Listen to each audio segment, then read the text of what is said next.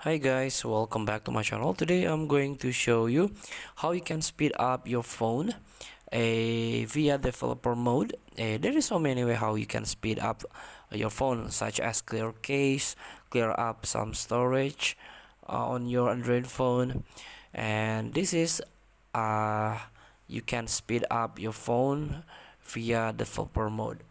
So you can open your settings of your Android. So you can try to go to the about phone and activate developer mode. Here you can try to search how you can activate developer mode on the internet, because a different device different how you can activate it. So after you can activate developer mode, you can search on additional settings, and this is the developer options. You can tap it and welcome to the developer mode or developer options. So here you can scroll down and try to search window animation scale.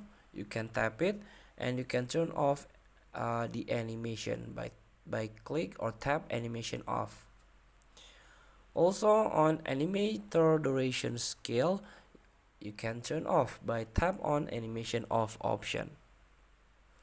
After that, you can restart your Android phone. Feel free to try. Thank you for watching. Don't forget to comment, like, and subscribe. So click the next button below. See you in the next video.